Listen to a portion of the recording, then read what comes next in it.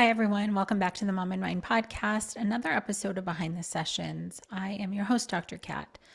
In my work as a psychologist and therapist, there are certain themes that continuously come up.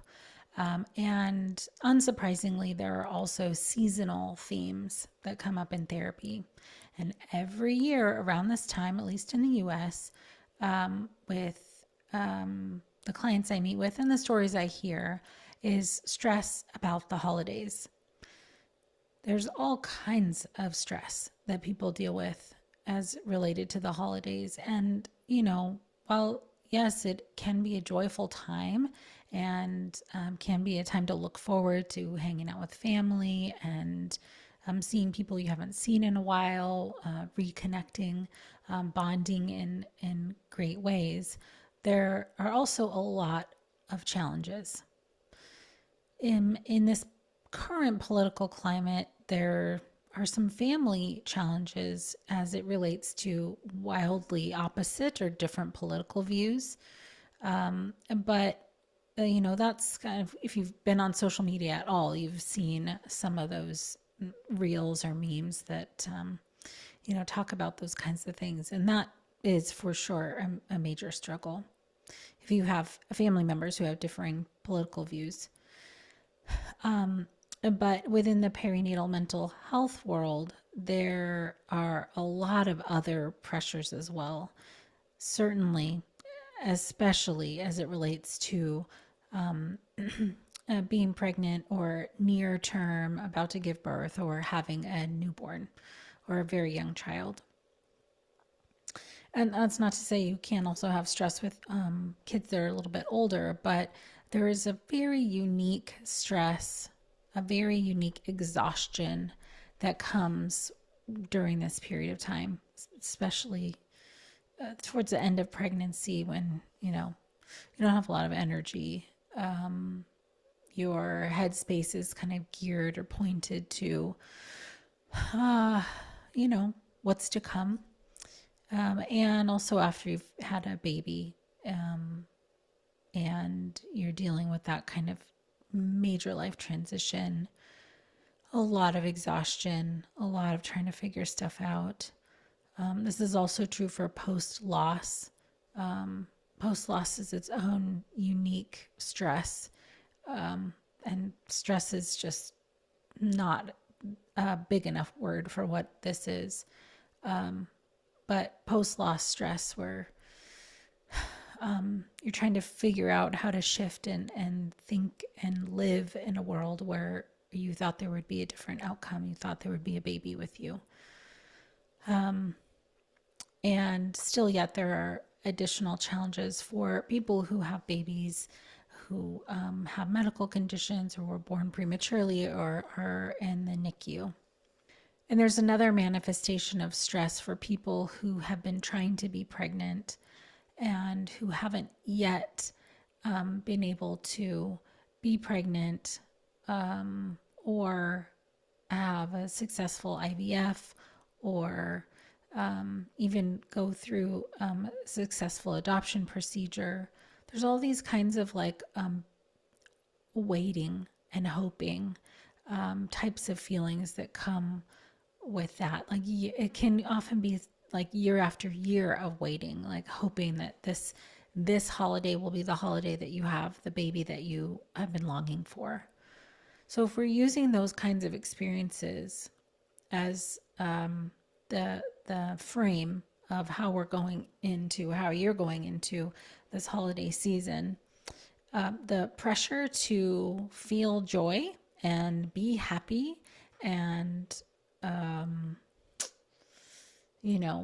all those other words and sentiments that come along with the holidays, that can be increasingly difficult because there is, kind of preloaded these expectations for the holidays. Maybe even feel how you used to feel during the holiday season. Maybe even do the things that you used to be able to do. But for those people who are in emotional pain, who are in deep struggle, who are dealing with the transition into parenting, or hopeful that they could have been a parent at this time and they're not, it doesn't feel the same. And I think it's worthwhile just to say that and to call that out. Just be plain about it. It's you're not going to have the same holiday type, you know, warmth and feelings that maybe you've had in the past. And there's a certain kind of grief that can come with that, that you know, maybe you wanted to be feeling a certain way by this time and you don't. But what we feel is the pressure to pretend to feel the way that we're quote unquote supposed to feel, that somehow or another you got to just keep that smiley face on. You've got to pretend you're okay if you're not. You have to be social when you don't want to be social. You have to pretend that you're doing better than you are. This is particularly hard if you're dealing with depression or anxiety or other type of perinatal mental health condition. Or even if it's not like a diagnosed perinatal mental health condition, if you're just having a difficulty adjusting to whatever phase you're in, if it's pregnancy, postpartum, post loss, it can feel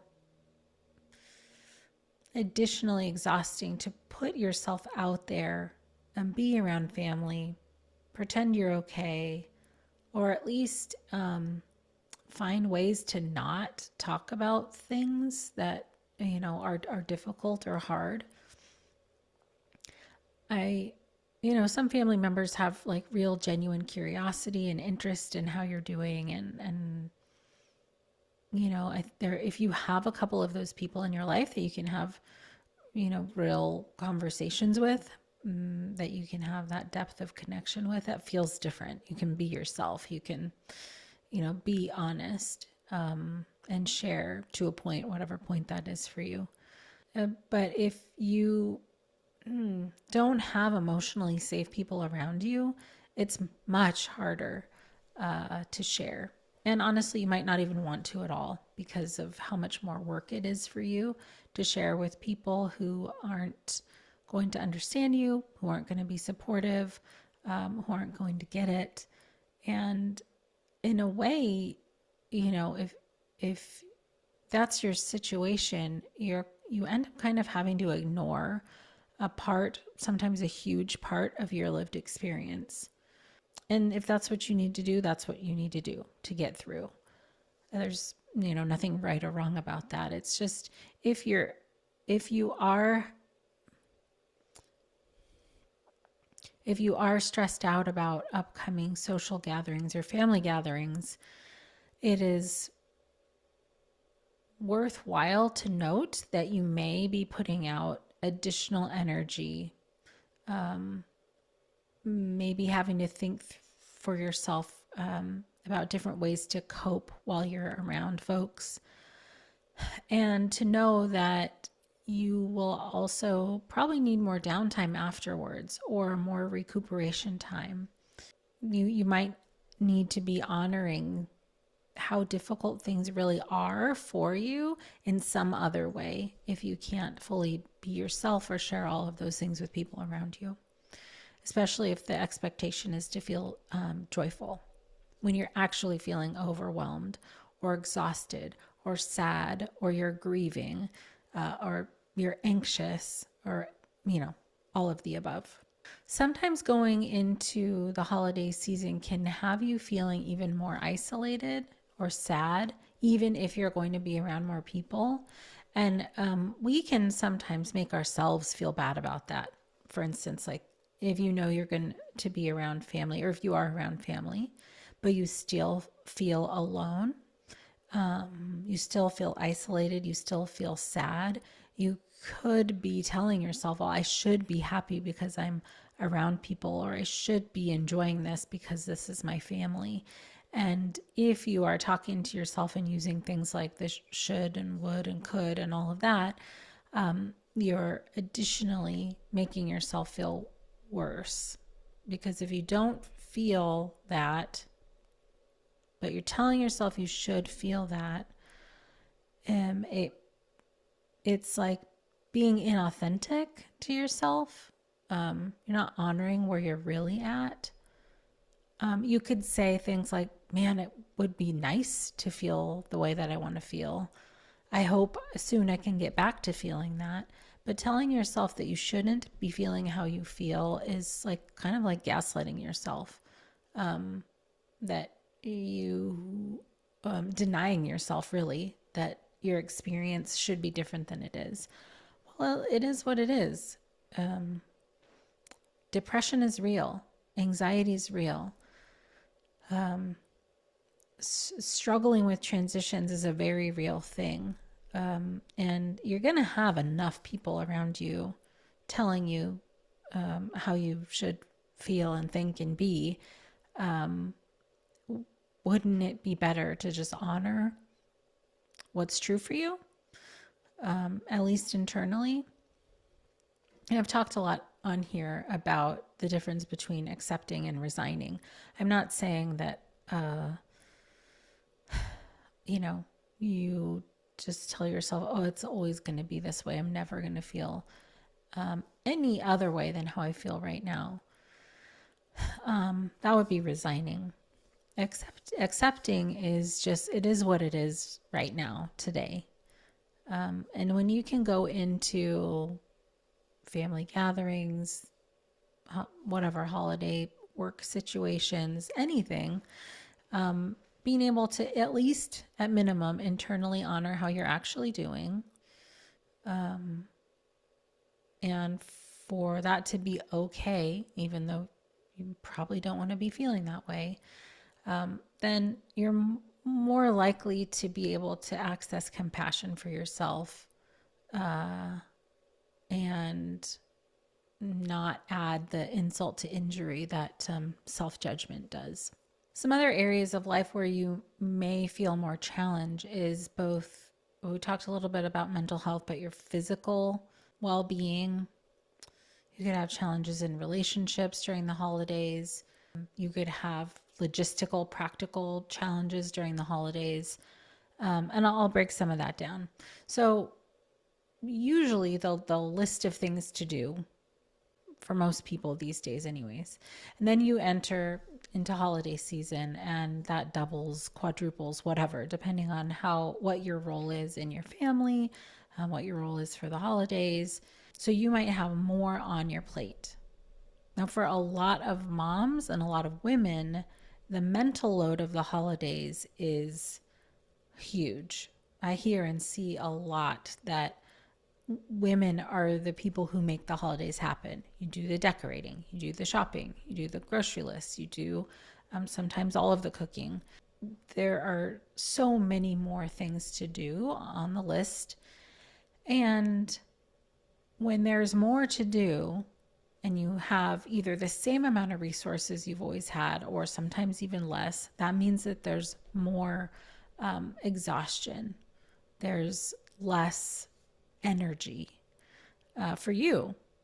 You could have later nights, like you're trying to get stuff done while people are asleep, or you didn't have time to do it during the day because you were working, or there's kids stuff to do, or work stuff to do. Or if there is a new baby there, you have the challenge of doing what you've always done, plus the new things with a new baby, and then additionally a whole other set of stuff to do related to the holidays. And what usually happens is that we are, to use an extreme word, we are sacrificed during this time. Our health, our mental health, our time, our energy. So, but by pushing things into all of the corners of the day, you could be, and having a lot of stuff to do, you could be skipping meals. You could be not doing things like working out or walking, or meditating, or journaling, or the things that you use as self-care tools those tend to get dropped when there's too much to do. You could also have fewer breaks, just breaks from doing anything on the list. That could mean your break could be sitting down to have your full cup of coffee. You're sitting down to watch a show that you like to watch, or just resting on the couch for a minute. And the accumulation of both more things to do, less energy to do them, more pressure to do them, and lack of self care really is a recipe for burnout and driving yourself further into states of depression and or anxiety. What I didn't even talk about yet in that equation is relationships. Whether you're partnered or you have other children or other family members, if you have less time, then you also have less time for connection. And it's, again, worthwhile to just note that that kind of stuff happens. Like, you can feel distant from your partner or even your family if, you're just two kind of ships passing in the night already. But then, adding in whatever holiday tasks or exhaustion or gearing up mentally and emotionally to be around your own parents or in-laws or other difficult family members, those kinds of things can really put a strain on your relationships, especially the closer ones, because your bandwidth is just less. There tends to be more irritability, less patience, less understanding. If that was part of your relationship before, it could be lacking a little bit. And so just again to name that you can feel distant from your closer relationships during this time. If you're in an overwhelmed state, if you're overloaded by doing too much. And if you're somebody who has just had a baby and it's holiday season, other people are more busy also. So you may not have the support you need either. That's one thing that I hear a lot of in therapy is the negotiating for support. It's already hard. If you're able to rely on family for help and they are busy or they're traveling or they're not around, then there's more on your plate that you're taking care of. Or if family's coming from out of town to hang out with you, sometimes there's an expectation that you're hosting and they don't always help in the way that you'd like or the way that you need. So it's worthwhile to note that relationships could be under strain during this time. In some ways, it's helpful to note that so that you don't take it too much to heart if people aren't there for you in the way that you need them to be. Meaning, like, maybe it's not personal. Now, don't get me wrong. Sometimes, family or in-laws are rough and hard to deal with, and it really hurts their behavior and all of that. And what becomes so important for all of the things I've already discussed, and during the holidays especially, is boundaries and limits, which I'll get to in a moment when I talk about coping strategies.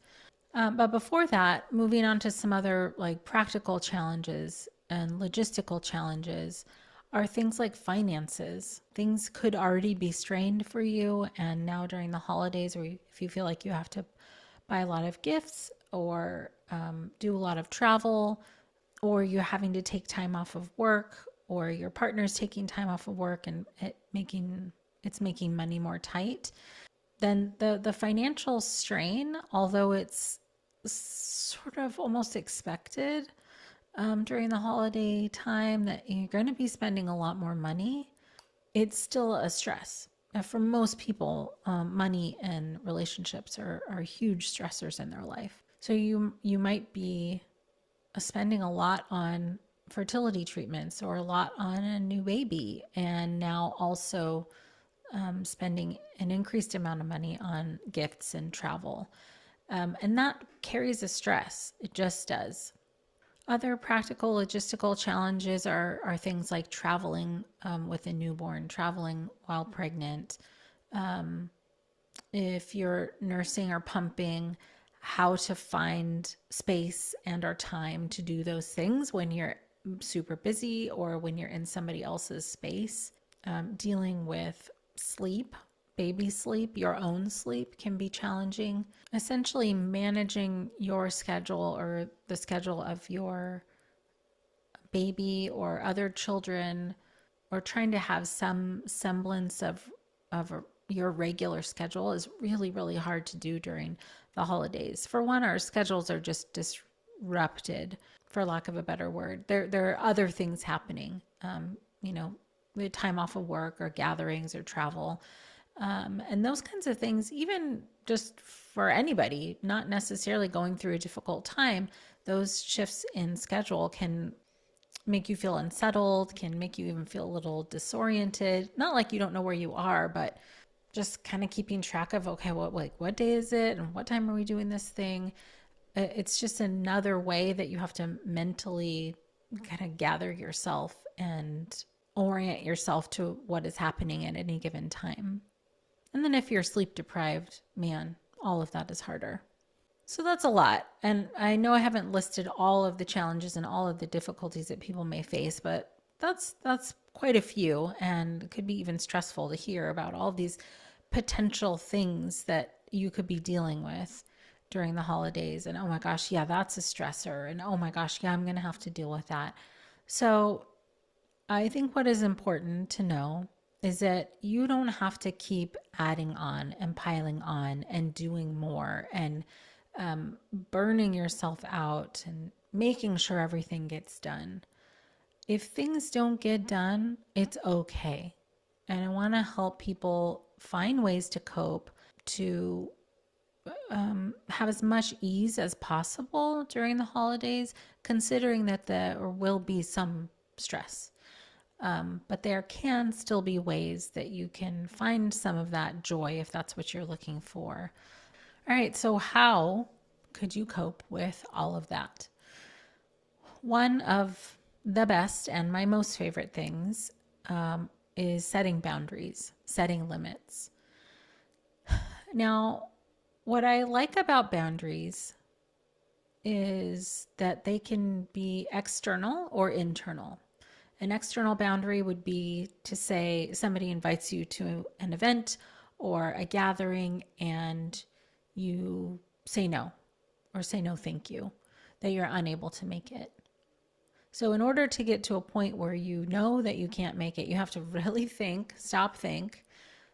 Don't say yes right away to everything. Think through for yourself. Do I have the time? Can I put forth the effort?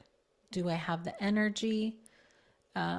Is this going to exhaust me beyond my capacity? Those types of questions that you can ask yourself to gauge, is this something that you can really do? And sometimes those answers are clear. If you don't know cognitively, your body will kind of tell you. You could feel it in your body. There might be a way that your body is tensing up, or like, you can just feel emotionally that it's not something that you can or want to do. And so it is okay to say no.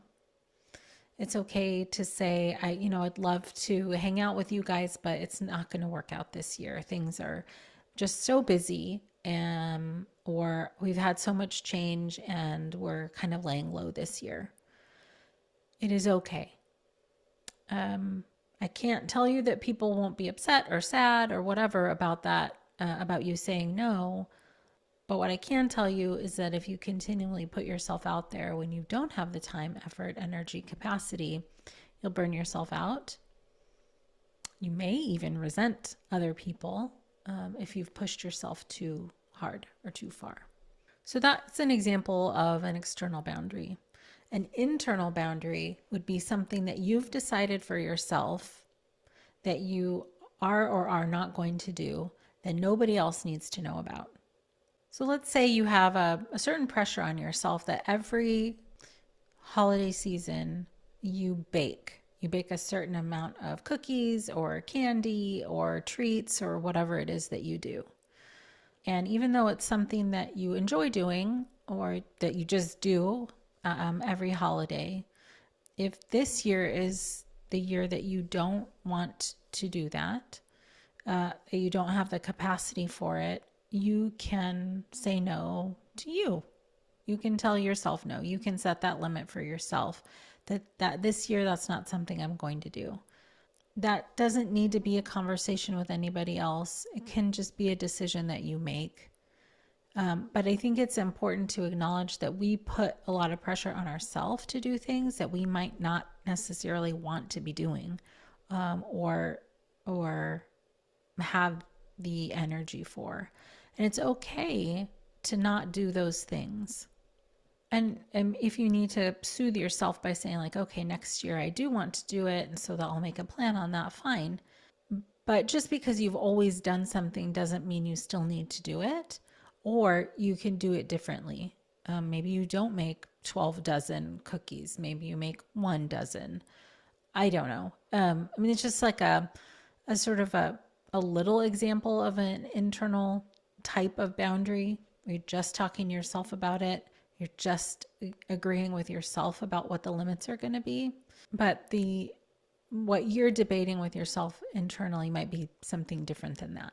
Now, along with that, one other way of coping is to kind of pare down or simplify your holidays or your typical celebration. If you usually go big and that's just not in the cards this year, that's okay. You can have a smaller thing and have it be more intimate, or have other ways that you celebrate with your close family or friends that don't where you don't have to put out as much energy.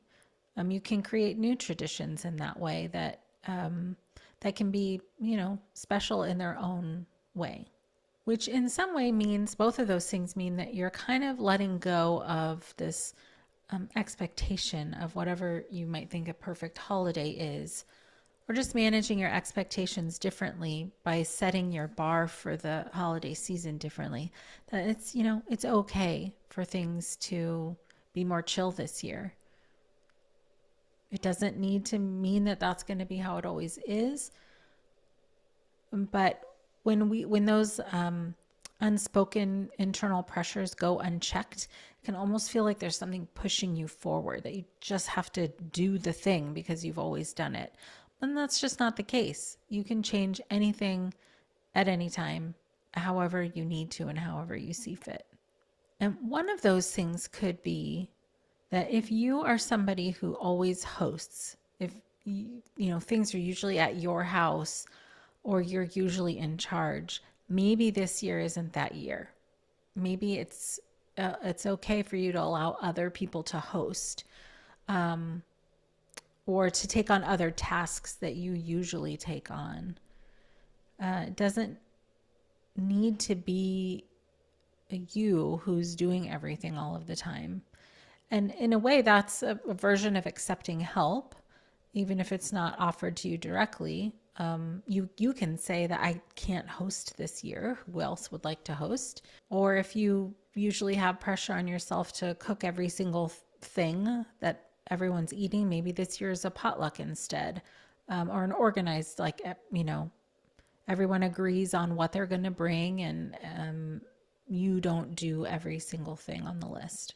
I have seen too often clients of mine push themselves past their capacity and really pay for it later. Pay for it meaning like it worsens symptoms of depression. It can worsen symptoms of anxiety to continually feel like you need to do and accomplish. It's just, I hate to say it, but in some ways, like nobody else is going to stop this for you. If you're a person that has that internal motor that just goes and goes and goes, people could be offering you help and you could even be saying no. But it's more empowering for you to be the person who allows yourself some slack, and who cuts back on what you usually do. So this could look like letting go of perfection, letting your expectations be different, or lowering them, or just adjusting them. That, hey, life is different right now. I'm going through something, and it is okay for things to look different. I would like to assume that you would offer somebody else the same kind of grace or understanding. If they were going through a hard time in their life and they normally hosted everything, would you expect them to still host? Probably not. So whatever kind of compassion or grace that you would give somebody else, give to yourself, and allow yourself to release that pressure. Doing less doesn't mean you are less. Saying no doesn't mean that you're a mean person. Setting these limits and boundaries are a form of self-compassion. It's a form of also just, being honest with the people around you about where you're at. Because if you don't, you run the risk of you internally feeling like, oh my gosh, I'm dying inside. How come nobody's helping me? Oh, I'm so exhausted. Can't anybody see? Why aren't they helping me? Because if you do what you've always done, people are going to do what they've always done. They're going to assume that you got it. They're going to assume that you're fine. They're, going to do what they do. And I hate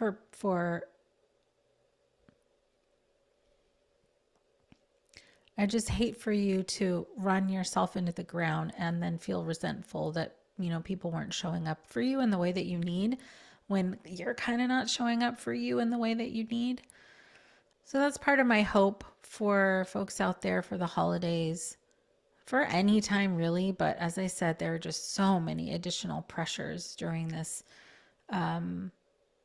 last few months of the year and into January as well, that, take a step back, do a little inventory of how you're doing, what you really have the capacity for, how you would really like things to go, considering where you're actually at, and adjust. And it doesn't need to mean anything about you. It doesn't need to mean that you can't do it anymore or that you failed in some way. It just doesn't. Learning how to be flexible with yourself is a skill and a tool. And that is what I'm hoping for you this holiday season. So I'll wrap it up there for now. Thanks for listening in. I'm so glad you could join me on this episode of Mom and Mind.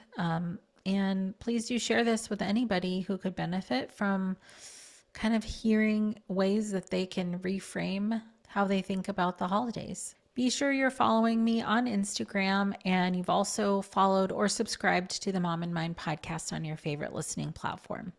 Thank you so much for being here. Until next time.